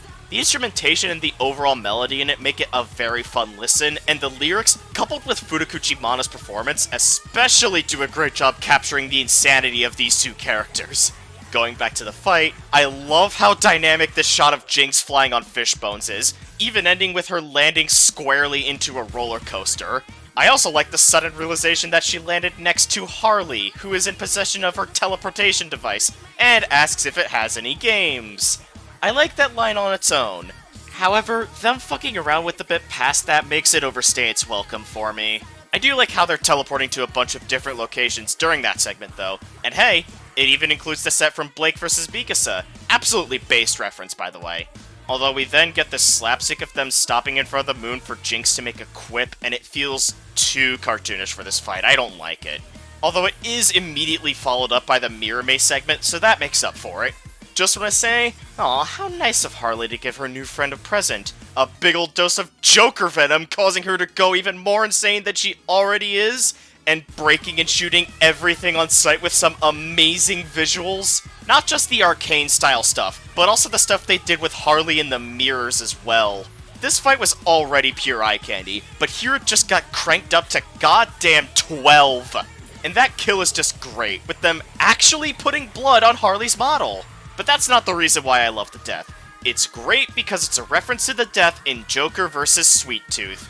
The Season 3 list is very outdated, but my stance on that kill is something I'll always stand by, so seeing the exact same situation, but with the opposite outcome happening instead, made me very happy. And it is worth making fireworks for. Not gonna lie, this is an explosion death I can get behind, even if Harley's head bouncing looked jank as fuck. So yeah, this was a very strong opener for the season. Between this and Yoda vs. King Mickey, I'd say they finally remembered how to open seasons strongly. Fingers crossed that they've kept this ball rolling with Ant-Man vs. Adam. Some things started to waver the expectations for where it would go seem rather simple, but later on they feel as if they become something else entirely, and the whole thing is elevated because of it. I think that perfectly describes how I feel about this episode. Up until it came out, I would not have expected Magneto vs. Tetsuo to get this high, especially for the reasons it did. Seriously, how did a fight with a simple premise of two dudes with kinetic abilities throwing shit at each other suddenly turn into an emotional roller coaster at the end? Before I talk about that, I want to bring attention to the analysis, since that is what I usually do at the start of each segment, if you couldn't tell. I did feel that Magneto's rundown was a bit on the short side, though despite that, it covered all the bases it needed to, and it has some pretty good jokes, like the cutaway gag where Dummy explodes. Honestly, the best joke involving Dummy this season. And then, knowing nothing about Akira before this episode came out, I found Tetsuo's story to be really interesting. His rundown didn't have any gutbusters, and I kinda disagree with the manga's interpretation of Tetsuo's mutation being more disturbing than the anime's, but that second thing is subjective, and hey, it was still a fun time. And then that fight animation. Right at the beginning, I found the animation on both Magneto's and Tetsuo's capes to be really smooth. I'm honestly impressed that they were able to do it with Tetsuo in particular because of his sprite being custom made and all. And on top of this, his rigging is the best I've ever seen from the series. Seriously, it is incredibly smooth all throughout, and I don't think I've seen that in any other sprite episode. Plus, the way they work in the 3D environment with the sprites feels pretty much perfect. No, seriously, everything looks on point. I can't find a single thing about it that looks off. It's so good.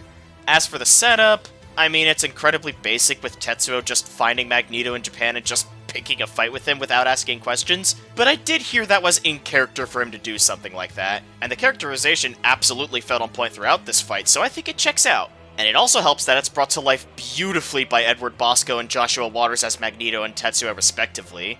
And then the action is so good throughout. The two characters throwing whatever objects they can find at each other might not seem all that interesting at face value, but damn does it flow well enough to make it an exciting watch. Tetsuo even loses his arm at one point, though he was able to make a new one using whatever scraps were lying around near him, and that was genuinely a really cool moment.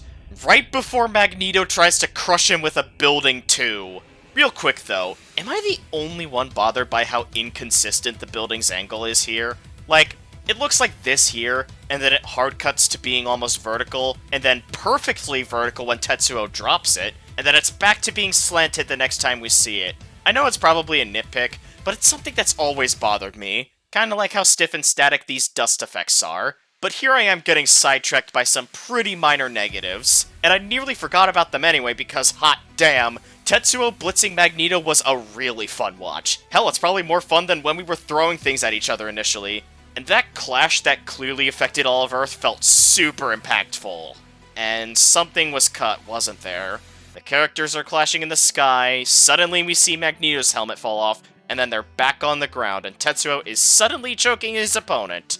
Also, the bloodstains disappeared between shots. I literally just noticed that as I was writing this. But this is where the tone of the animation drastically changes, after Tetsuo gets choked by his own arm. Fun use of powers, might I add. And it would cause Tetsuo to start mutating as the music swells, and dear God, they did a great job making it look as disgusting as it possibly could be. And clearly painful for Tetsuo as well, given what he says during the telepathic attack on Eric here. Not before sneaking in a welcome to die, though. But yeah, everything about the mutation and Tetsuo telling Magneto that he's actively suffering and needs help. Suddenly, this isn't a run-of-the-mill fight to the death anymore. Now it's a fight to end Tetsuo's pain, and there's a genuine sense of urgency. This is why the episode ended up so high. If not for how well it does the emotional parts, or the fact that it tried to grab onto my heartstrings for dear life, I probably would have put this lower. All of this is elevated by the music I mentioned earlier too, by the way. Ego Death is a really great sounding techno track, and I love how it sounds when it goes full on orchestra and choir. It's not one of my favorite tracks, and some of the techno sounds at the beginning are a bit generic, but still, really solid stuff. Moving on to the action we get after the tonal shift, Magneto using the iron from the blood that spilled earlier to create buzzsaws to fight off the flesh tendrils is fucking awesome, and a very creative use of his abilities too. And then we get to the kill. We get this really impactful explosion with suspense as it seems like Magneto was engulfed in it. But guess what? Magnetism, bitch! Do I need to explain anything? Actually, better question, do I want to explain anything? Either way, Tetsuo comes out of his mutated form to charge at Magneto, who ends his life right then and there. And this genuinely felt like a mercy kill. A way to make sure Tetsuo doesn't have to undergo that kind of suffering ever again. That was probably on his mind too, since he thanked Magneto for putting him out of his misery, and good lord, this is getting to me, hold on. Of the 3 emotional endings this season, this was easily the best. I liked how it was integrated into the fight and affected the way Magneto would finish Tetsuo, whereas Tanjiro vs. Jonathan and SpongeBob vs. Super Friends Aquaman wouldn't attempt to tug at the heartstrings until after the fight was over, which isn't a bad thing. I just prefer what was done here. Just, wow, this episode is amazing. Honestly, I like it more than I did when it first came out. So why isn't this in the top 3? Well, for as great as this was, the remaining episodes just happened to do me way more favors. I really do try my best to make sure these lists are as accurate to my opinion as possible, though I feel as if in retrospect, I let whatever consensus may have been in my head at any given time affect my placements in past lists somewhat. Note that I said somewhat, because while it's mostly stuff only being a single placement off, and therefore only I will notice the cracks as the person who made these videos, that still doesn't mean it doesn't bother me at least a little bit. I bring it up because this episode could be a similar case, given how divided its reception is between good but underwhelming and absolutely amazing. You've likely figured out that I'm in the latter camp given how high this is, though I also see most of the criticisms, and if it turns out this episode should have been higher or lower, well, that'll be future Storms' problem. So anyway, Thor vs. Vegeta is easily the best out of Thor's 3 episodes, and better than Vegeta's first outing with Shadow. But why do I think that? Well, let's start with the analysis first. The editing in both rundowns is really good, some of the better edited ones this season, and the jokes and overall humor were on point too. Sure, there are a few weird moments in Thor's analysis where they're talking about his story and then immediately moving on to Versus stuff in a way that is very jarring, but other than that, it's a very entertaining rundown. Plus, there's a novelty to having a modern-day Thor analysis attached to an episode that isn't shit. And it was nice to see Vegeta get a modern-day analysis as well, considering he's one of the more prominent characters in Dragon Ball, and the last time he appeared on the show was in 2011. And this is making me think about how overdue this was in hindsight. And then the fight animation is where this episode truly shines. To get the negatives out of the way first, both of Vegeta's transformation sequences are non-existent and thus jarring. It's weird that the Prince of All Saiyans monologue is missing the eye at the beginning. There's this weird cut from panning shot through the forest to suddenly both characters still flying above the lake. Weird trend of awkward cuts I'm noticing from this season, dear god. The middle of the lake here has no transition between shades of blue and it is distracting, though I don't really know if Death Battle is to blame for that one. And finally, there is no excuse for how little damage the God Blast did here, seeing as it's supposed to be Thor's most powerful attack. So, maybe I should be more critical towards this episode because half of these are genuine problems, but why it's this high anyway is the sheer adrenaline rush I get from everything that happens in this animation every time I watch it. And I'll admit that this was the most fun watch party I've had this season because of it, even more so than the ones for the top two. To start, I really like the setup with Thor getting to show off some personality he never got to show off in his other two episodes, even speaking with Shakespearean dialects. Not to take the spotlight away from Vegeta though, as he was perfectly in character too, and this is enhanced by Jonah Scott and Nick Landis reprising their roles as Thor and Vegeta respectively, and doing a lot better here than in their previous episodes. And even when the fight just starts, it's already one of the most fun watches this season has to offer. Plus, Thor got to bring in Jarnbjorn, something he also didn't do in his other episodes. I also really like the dialogue overall, especially right here with Vegeta's response to Thor's line about facing a god being badass as all hell. And then that Big Bang attack not only looked awesome, but felt super impactful too. I also love Vegeta trying to catch Mjolnir after his attack got absorbed, only for him to fail at it due to being unworthy. And dear god, I love what was done with the set here with the waterfalls, it looks so good! And then another cool dialogue exchange, which while many seconds apart, it's still amazing, with Vegeta asking Thor if he can feel fear, and then 20 seconds of adrenaline rush later, he responds by saying that he doesn't feel fear, he feels thunder, bringing out the warrior's madness, and this absolutely makes up for how lackluster Vegeta's transformations were, because dear god it was awesome. And I loved seeing the two flying and clashing into each other afterwards, ending in Thor knocking Vegeta to the ground, which once again, had so much impact. The excitement continues with the two charging up their most powerful attacks, even getting the sky ramped up. Good god, this fight knows how to make you pumped just from watching. Hell, you almost forget how little impact the God Blast had, because combined with Vegeta's scream, the Final Flash is the most amazing thing in this fight. The sense of scale, the camera angle, and even the music drowning out afterwards as if Vegeta had this won. But no, Thor was back with a vengeance. And you know what? I was wrong earlier.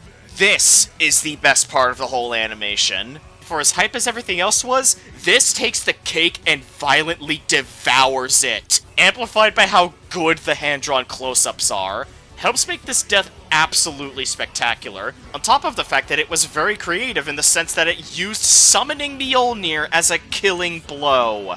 Good to always aim for the head, am I right? And that yell Thor does at the end tells you everything you need to know about how he felt after that bout. And you know what? Me too.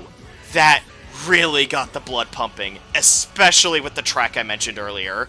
Princes of Pride is an amazing showcasing of Viking rock, carrying so much energy with it, making it a fantastic backing track, and such a great listen on its own too. It's my third candidate for best track of the season. Though it seems they forgot to cut the singing out of the conclusion when that's something they've always done with tracks with lyrics before and since. Still, this was an episode that manages to make me not care about any of the flaws as much as I would have otherwise because of how much fun it really is underneath it all. They are the reason why this isn't higher, but let it not be said that this didn't manage to be amazing in spite of the baggage.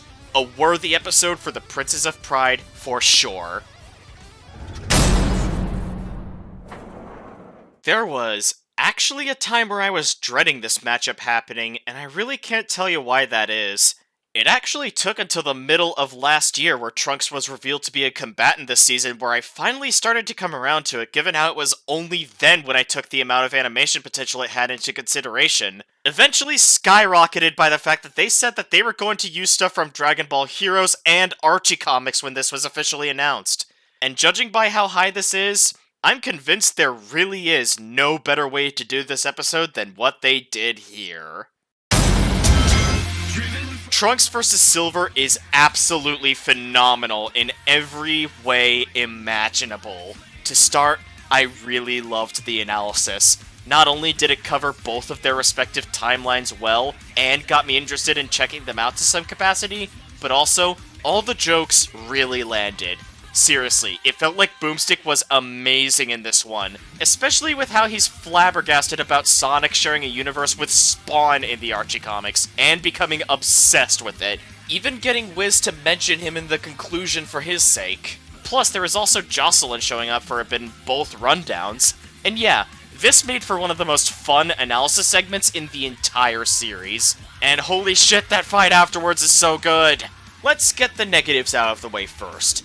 The building Silver picks up here looks uncanny, given how tiny it looks in comparison to the buildings in the background, and also, Trunks' sword slashes all appear before he even does them. Because that doesn't look jank! I guess there's also the angle of the boulder scene being weird, since it's never clear on when it actually hit Trunks. And, yeah, I did notice a few shots where Trunks still had his sword after it was supposed to be destroyed. You're likely not going to notice that last thing, though, because of how much fun and amazing the rest of this masterpiece is. The setup is Trunks trying to arrest Silver for unsanctioned time travel, and Silver choosing to fight back, which is so simple you could describe it in 15 words like I did, or possibly even less, yet it's still very effective. And hey, it shows us what we're working with in terms of voice acting. I really loved Scott Frerich's performance as Trunks, though it's a role he's also had in DBZ Abridged, so of course he was gonna be good here. And Esu Onstie, aka totally not Bryce Papenbrook using an alias, was also fantastic as Silver. Wonder why that is. Okay, let's talk about how great this fight is. The start doesn't have a lot of crazy things going on, but the sword swinging, time traveling, energy shooting, energy reflecting, all very solid stuff right here. Same with the Super Saiyan transformation, and Trunks' response to Super Silver showing up because it's funny as hell. I also like how the Macho Man vs. Kool-Aid Man constellation became an Easter egg in this fight, and probably many more to come. It may be an inferior episode to Chuck vs. Segata, but it was still cool to see nonetheless. What's also cool is Silver messing up the moon and how much impact it had, as well as Trunks' response to it. And I love this whole bit where he does a gotcha pull and it doesn't quite work out for him. It's just amazing. Though pulling GT Goku and Pan meant that the Gallic Gun was likely going to have even more impact than it already did. And between that, the shot where Silver redirects all the attacks, two of said attacks almost hitting Earth before getting redirected twice to really hit Trunks as hard as possible, breaking his sword as a result, and the fact that it culminates in that awesome Super Saiyan God transformation, it's an amazing segment. And then the impact from his following attacks where he breaks the moon even further and ends his combo with a massive beam of ki, it's awe-inspiring. And somehow, it gets even better. Trunks' Ki Sword messing with Super Silver was the first instance where it actually felt like a Sonic character's super form was truly struggling, coupled with the amazing visuals of time being reversed, stopped, and going forward as normal, all at once. Not to mention the music even went quiet, allowing for more focus on what's going on, and I think that makes this moment truly special. And the track itself is already amazing to begin with. Hedge of Tomorrow is, well, I don't know how else to put it other than say it's my fourth candidate for best track of Season 9. Why I adore this track so much is because, for one, it's kinda like Mega Mania where it makes me feel nostalgic for my childhood. Except this time it actually makes sense given how I watched a few episodes of Dragon Ball Z Kai back then, and I was really into Sonic at the time as well, and this song does amazingly in carrying vibes from both. Plus the vocals from Logan Adams invokes a nostalgic feeling for me as well. The lyrics themselves were fantastic too, how it's all about trying to erase a bad future, which fits these characters and their stories to a T. And since I just described why this fight sounds amazing, let's now talk about why it looks amazing too when we get to the Time Labyrinth. All the floating crystals are very pretty to look at, and you could find some characters trapped within them too, making it a great compilation of Easter eggs as well. And it's not just that, the beauty carries over to the effects for the key swords and the chains of time too, helping this climax feel truly hype-worthy. And then they pull off the Olympian feat of making It's No Use sound fucking badass. I don't know how they did it, but they did. And it made that kill that much better because of it. I love how the kill itself is Trunks getting stabbed by his own key sword, and all the bombastic ways it affected him as well. And the scene of Silver overlooking the destroyed city afterwards felt oddly peaceful. I guess it's a nice calmness to have after 3.5 minutes of non-stop crazy action. What else can be said about this one? It's incredible. And somehow, one episode was able to top it. Or in this case, it would be the one episode to rule them all. One episode to hype me up more than them. One episode to bring them all, and in this list take the top spot. Yeah, from the moment they announced Sauron, I had a feeling that his episode was gonna be up here, especially if he were fighting the Lich King, because, dear God. Not only did the matchup itself have a lot of hype value behind it for me as someone who loved the Lord of the Rings films and used to be an avid WoW player, but it also absolutely delivered on being one of the show's best episodes of all time like I wanted it to be. As you can imagine, I am proud to say that I believe this to be the greatest episode of Season 9. Good God. Sauron vs. Lich King is a legendary episode. It's so fantastic. From the analysis to the fight animation, everything about this one is just incredible. To start with the former, a good handful of the jokes were pretty funny. Most notably the cutaway where the One Ring is tempting Boomstick about food and then he just eats it. It's just golden. And speaking of Boomstick, I think the best part about him in this episode isn't his humor this time around. It's the fact that hearing him talking about these characters is so endearing. You can tell he's a fan of the Lord of the Rings universe, and was also probably a WoW player at some point in time given what he said about 25-man raids. Really, I think there was a lot of care and passion put into both rundowns in general, more so than most other episodes this season, and that's why it's one of the best analyses in the series, with the only real problem I have with it being the mispronunciation of Draenor at the beginning of Arthas's rundown, and seeing as they only say it once, it's basically nothing in the grand scheme of things. Also, the editing is amazing, and I love the visuals they created for some of the, at the time of the upload, book-only stuff in Sauron's rundown in particular, and then that fight is just something else. The first thing I noticed is how amazing it looks. If the Harley vs. Jinx set didn't have as much going on as it did, this would be the most beautiful set they've ever used.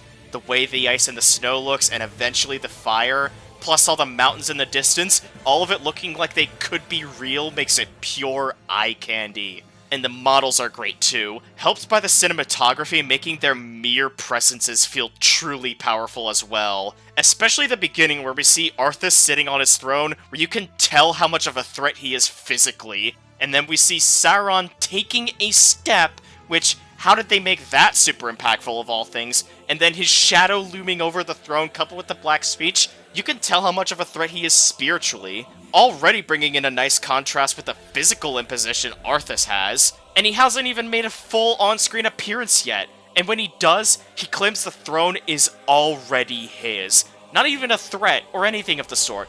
It's something he states as an irrefutable fact. Arthas seems to think he's 100% full of shit because he responds by telling him that the only thing he'll find is death. Honestly, I love how most of the dialogue is like this, where one character says something as if it's a fact, and the other responds by telling him, "You're wrong." It's hard to describe why I think this sounds badass as hell, but believe me, this is some of the most quotable dialogue in series history for good reason. Skyrocketed by Ryan Solis as Sauron and Philip Sacramento as Arthas being stellar performances, really fitting both characters to a T. And then the fighting itself is really amazing. Everything feels super heavy and impactful as you should with these two. And hot damn, these effects all throughout are just beauty at its finest. Sure as hell made the One Ring activation that much cooler, just to give one example. I also love how they brought in something that was book only with Wolf Sauron. Stuff like that, much like the analysis, shows that there was genuine passion put into the writing of this. Though I'm not sure if Arthas floating here was intentional because, dear god, it looks wrong and I'm confused as to why it's a thing that happened here. Oh yeah, that's my only negative in this entire animation. Just one weird bit that lasts half a second. From here on out, it's nothing but gushing from me. There's this awesome and creative bit of choreography where Arthas creates a blizzard and Sauron counters it by erupting a volcano, and dear god, the sound design excels in being impactful here especially. I also love how it causes Arthas' sneak attack to fail, which Sauron makes very clear in one "I see you." And then they start changing the background here, and it's amazing, with how one side is blue and hailing, and the other is red and raining flames, representing Sauron challenging Arthas' rule over Northrend, which is such amazing attention to detail. Same with Sauron's attacks being sluggish after being infected by the plague. And then we get to the stare down between the Eye of Sauron and the Eye of Acheris. On top of this being the fight's best looking shot, it's also a great character moment, with Sauron creating a mocking avatar to show Arthas the prophecy of his doom, which, thanks to the Eye of Acheris able to reveal all of one's secrets, Arthas once again calls bullshit. And while on the topic of dialogue, after this amazing scene of Sauron breaking Frostmourne and the Eye of Acheris behind it, helped by the single frame of the Eye of Sauron, we get the one line that isn't full of confidence. Arthas yelling "impossible" is the only line in this entire fight that is filled with shock and fear, and that is just the cherry on top for how amazing the death is. I love how it specifically uses the spirits Sauron enslaved from Arthas previously in the fight, as well as the ones stored in Frostmourne before it was shattered. As well as the fact that it's more so a spiritual death as opposed to the physical death we're all used to seeing here. Coupled with the sound design from everything, the lines Sauron says before the killing blow being badass as all hell, Sauron just sitting down being impactful, and finally, the background being predominantly red to show Sauron's new rule over Icecrown. God damn, all of this is just phenomenal. And it was at this point that I knew this was gonna be number one. And another big contributing factor was the track. One king to rule them all. With Process of Elimination, you've likely guessed that this is my fifth and final candidate for best track of the season. But if there is one track that is at the top more consistently than the others, it's this one. Orchestral pieces with choirs are something I've always loved, even as a kid. So it comes as no surprise that I was going to adore this one.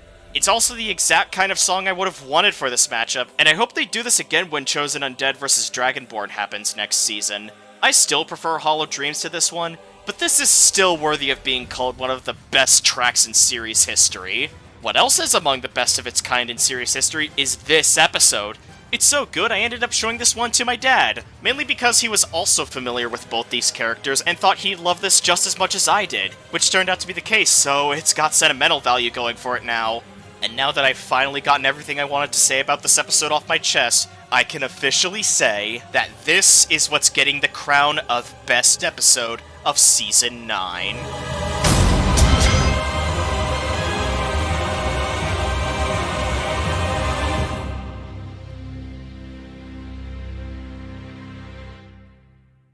Overall, I think Season 9 is really damn good. Probably my second favorite season if I'm gonna be honest.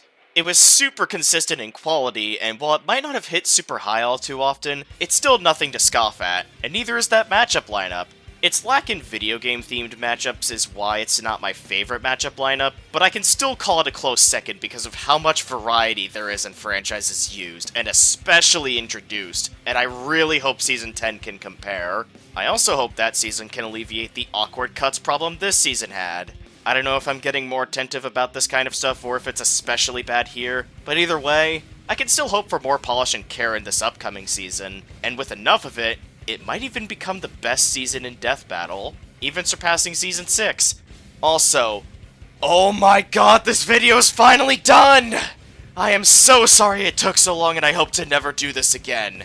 Real life stuff has been going on, like the fact that I have a job now, and procrastination is a thing I have to deal with. And it's a lot that's been getting in the way.